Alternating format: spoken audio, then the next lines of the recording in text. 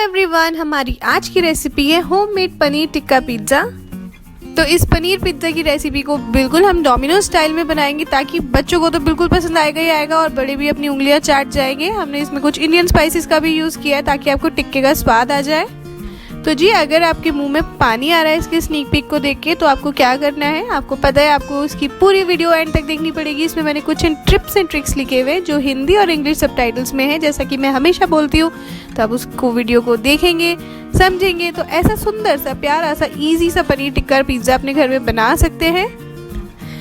तो जी, अगर आप प्रिश किचन की किसी भी रेसिपी को फॉलो कर रहे हैं तो उसकी सुंदर सी पिक खींच के मेरी इंस्टाग्राम पे, फेसबुक पे या जीमेल पे जो सामने आपको नजर आ रहा है आप भेज सकते हैं। तो मैं लगाऊंगी आपकी पिक को अपनी अपकमिंग वीडियो में as a thank to you.